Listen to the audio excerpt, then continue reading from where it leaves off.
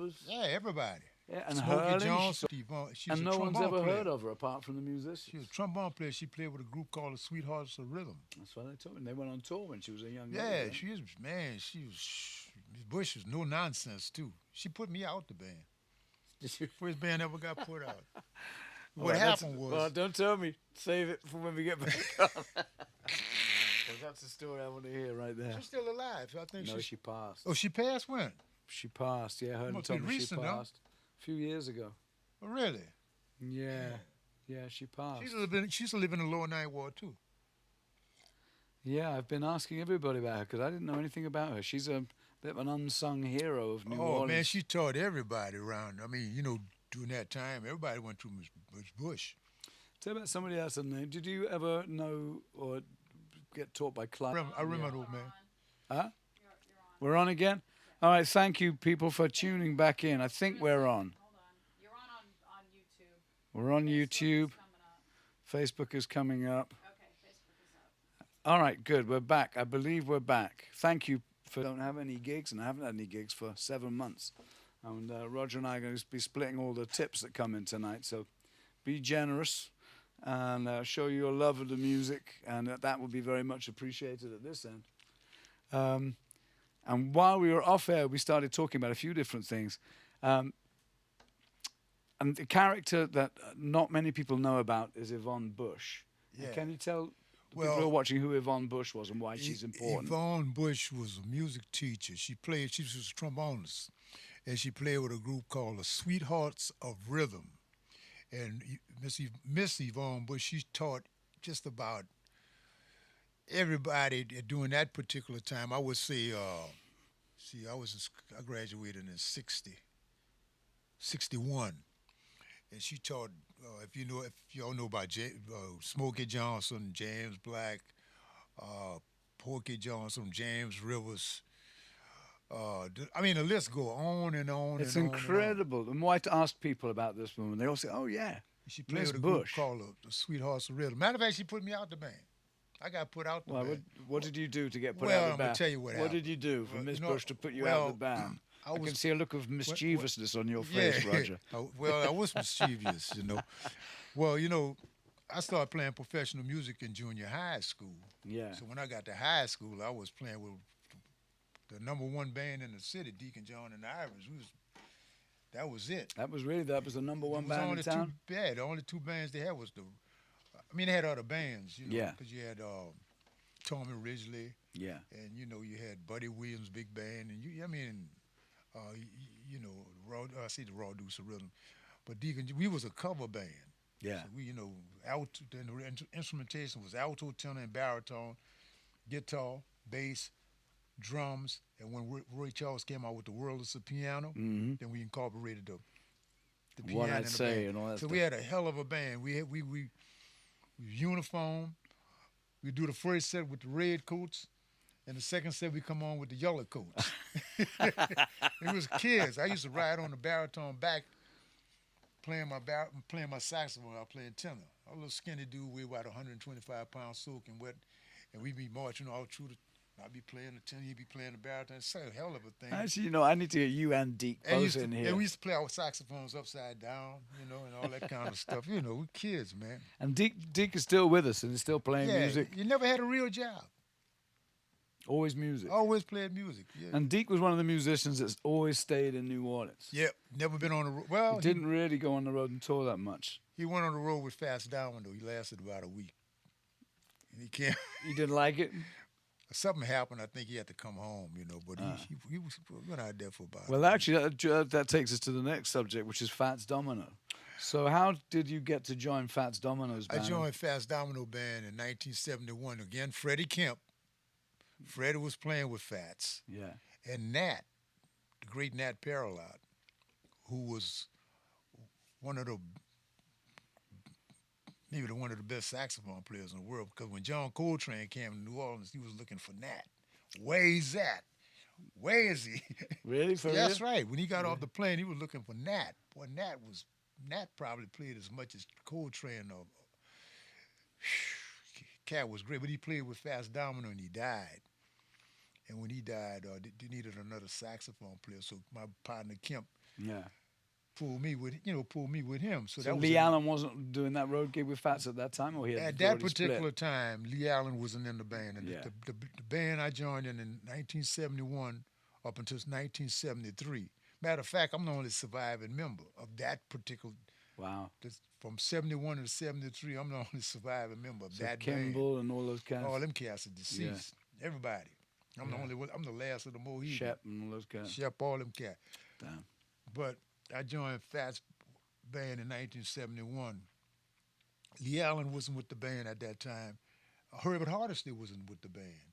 Mm. If you go on if you YouTube 1973 band live in Montreux, Switzerland, you'll see that band, Uh-huh. that particular band, because that band was Roy Montrell, Yeah. David Douglas, Shep, uh, Frederick Shepard, Frederick Kim, Walter Kimball, Clarence Brown on the drums, Was that and Junie Boy? Junie Boy, and David Douglas was playing bass. So that was before Smokey and Irving Charles. That's all. Smoke and them they came late. Yeah. Irvin Charles came real late in the game. Yeah. Then uh, then Lee Allen came back. No, Herbert came back. Then Lee Allen came back. Then Dave Bartholomew came back. So, the original guys that was, Yeah. was doing it, the beginning. But man, playing with a superstar, people treat you different, I know that's right. Because, we play Las Vegas. We play in Vegas like maybe 3 or 4 times a year. We go to Las Vegas for about a month, 4 weeks. Then we go to Lake Tahoe for 2 weeks. Then Reno, Nevada. Then go over to Europe for maybe a month or so. Yeah. And we was doing like Las Vegas 4 or 5 times a year. So, that was a whole nother level of entertainment because Slappy White would open up for Red Fox, and Red Fox would open up for Fast Domino. So you have all these kind of people, man, I never forget. I was good. Our dressing room. We was playing at the Flamingo Hotel. The Flamingo Hotel was the first hotel on the strip. Mm.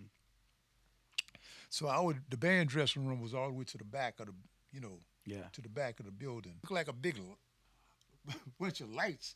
So I look in there, and guess who was sitting in there? Liberace. I couldn't believe it, man. I look in there, Liberace, man. Everything was.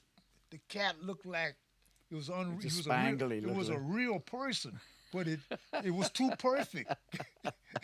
And Yeah. bruh, everything was the hair, everything, the mannerism.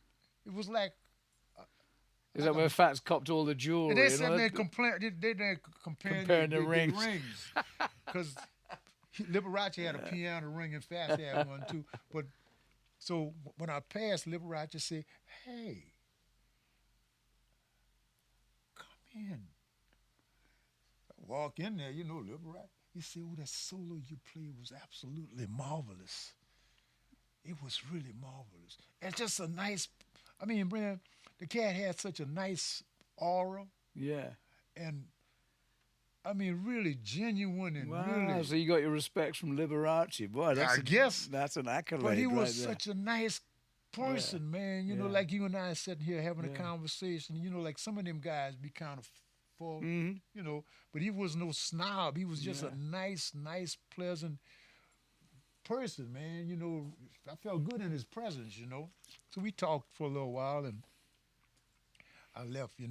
But like, I never forget when the first gig I played with Fast Domino was in Toronto, Canada. Mm. So it was,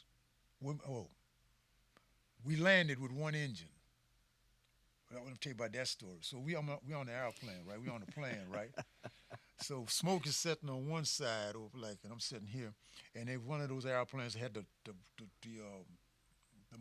engines on the tail, Yeah. So one of the engines was going, zing, and the other one was going, zing, zing, zing, zing, zing, zing. I said, "Hey, Smokey." I said, "Bro, check out them rhythms, bro." One of them going, zing, and I'm going, zing, Smokey eyes got big and so I, I'm not thinking that one of the engines was bad. So the stewardess, she walking around and she trying to be cool, you know. Say, oh, so when we landed, bam, broke the landing gear. We landed. We get. I think Fast had some. I don't know if it was limousines or whatever it was. So I had never been in snow before. It was your first time That's my seeing first snow. experience, and my first time You don't experience see too much that snow in that New Orleans. yeah, experience that kind of cold weather, right? Yeah. So we drive and going to the hotel. So we pass this building, man. So they got people lined up around this building like 3 deep in the cold, all all scarfed up and everything. I said, Yeah. man, what are these people? I'm saying to myself, why are these people standing out here in this cold? I started thinking, well, maybe they poor people and they. I mean, all kind of crazy stuff Yeah. going through my mind, right? So we go to the hotel, shower up. Now it's time to go to gig, so we get back in limousine or whatever we was driving at that time, and we going past this building again. I said, man, these people still standing out in all this cold, man. It's got to be, it must be freezing out there. This thing, guess what? That's where we was playing at. They was lining up to see Fast They was Domino. lining up. I couldn't believe it. There was a musician in Fats Domino's band I'd like you to talk about a little bit. You mentioned him earlier on, Roy Montrell. Yeah, And Roy Montrell was a guitar player who taught Dr. John that's right. to play guitar when Dr. John was a teenager. That's right. And he's also the guy that got Dr. John Yeah. Yeah, onto the man, heroin. Yeah, it was out there in that other world. So was that a large part? The drugs, the heroin. How many of the Fats Domino band were getting strung out at that time? Well, Was that a thing? they had some people in there because I remember, I remember we was getting ready to hit one night at the Flamingo, and there was no drums. Somebody went over there early during the day and pawned a drug on Montreal drum. died on one of the Well, gigs in Montreal Holland, right? died in Amsterdam, and Montreal said, I remember going to the getting off the plane going to Amsterdam. Montreal said, yeah, if I die, let me go to the big bag in the sky. Let me go in Amsterdam. And just where he went. He went. They scored some stuff that was too strong, and he did it. And when we got to the gig, and Reggie walked in the room, and he had that look on his face, we knew something was up. 'Cause Wow. indeed, I mean, Wow. people doing drugs, man. Well, while we're still on Fats Domino, can you play us some examples of some Fats Domino bass lines? Tell me about the role of the baritone saxophone in the Fats Domino orchestra. Well, Because sometimes you would play the same line as the bass player or the left hand of the piano. How did that go? what I used to do with Fats, when I joined the band, I would play with the bass player or play off the bass player. So can you show us an example of like I'm walking or one of or Like some I of would play like on my walking, I would Yeah. play.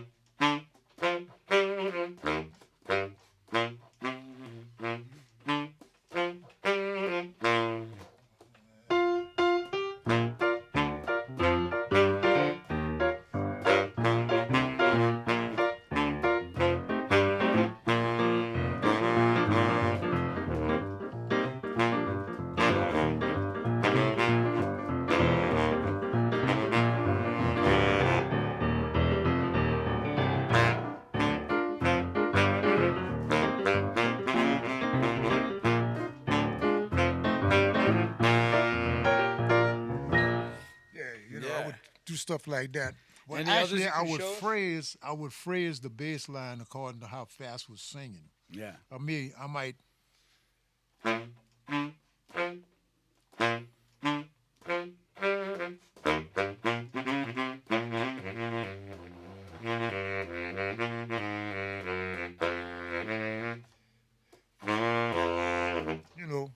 I mix it mix it up, not necessarily play it straight all the way Uh-huh. through.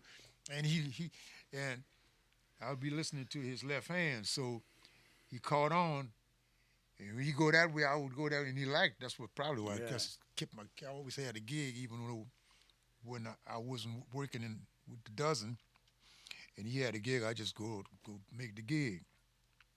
But I listen. It's important to listen to the singer, especially this instrument here. You Yeah, tell us a little bit about your instrument, see, about what you the do. baritone is a free agent. That's what I call it. Uh-huh. I'm a rhythm.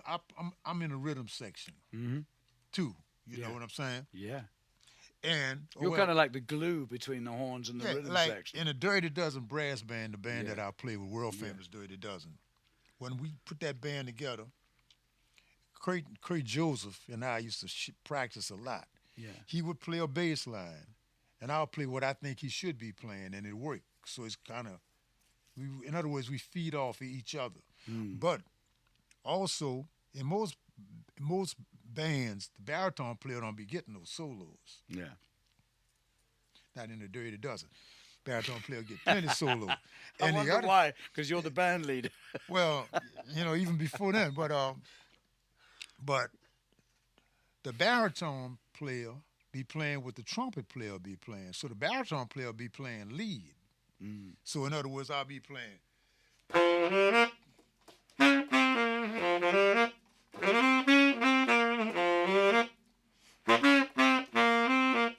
I'll be playing a melody. Mm-hmm. See, so so the baritone player is a free agent. The baritone player can play the bass line. Matter of fact, there's a couple of gigs that we played, Dirty Dozen, and Craig did not show up for the gig, and I had to play all his parts. You know, and I made sure that I told the guys, I said, you don't miss what's not. And it probably was kind of an easy thing for you to do. I'm sure it Yeah, wasn't a big stretch. even with I played with Delphia Marcellus Uptown Jazz Orchestra too, Mm. and I remember we did a radio show. No, it was a TV show, and the bass part on the baritone. So the baritone is a free agent, man. Baritone do everything. Play me that line you were playing earlier on from Dirty Old Man. Oh, Just to give you a little taste of what the Dirty Dozen oh, plays. dirty old man thing. Yeah, that thing you played before we moved.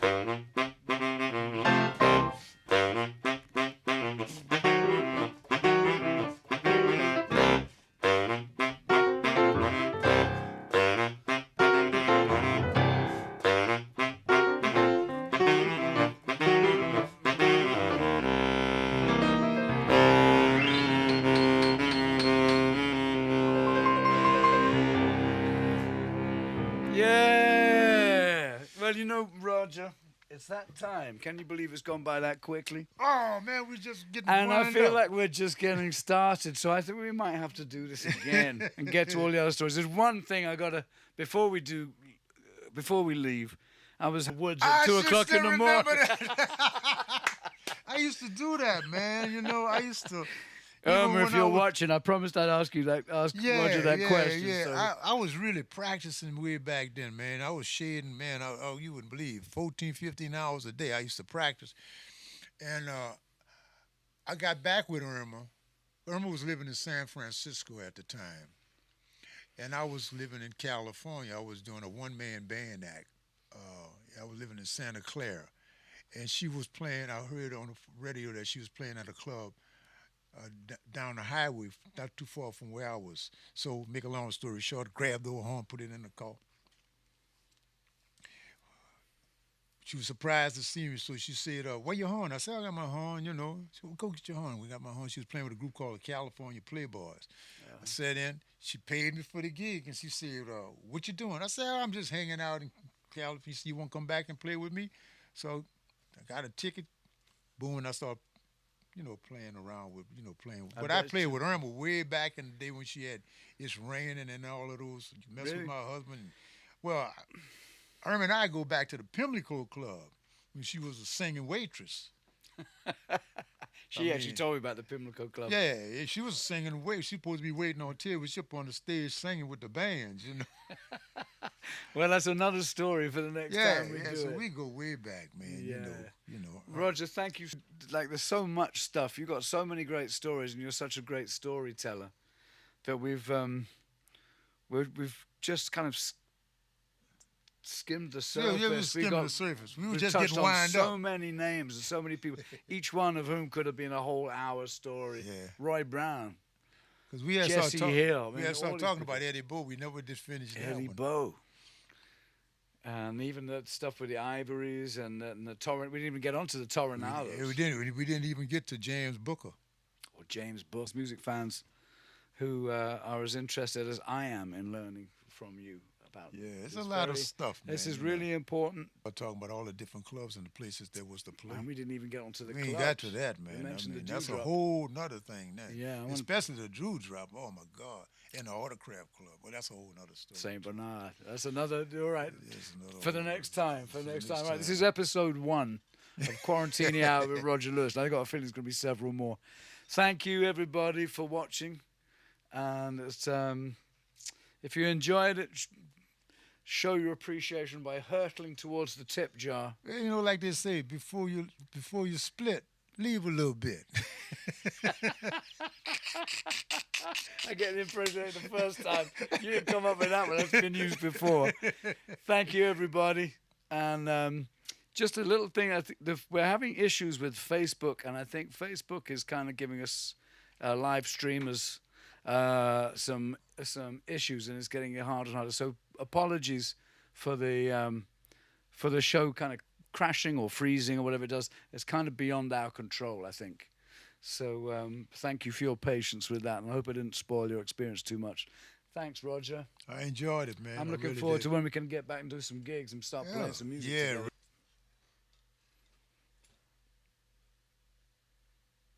I'll drink to that. yeah, man. Cheers.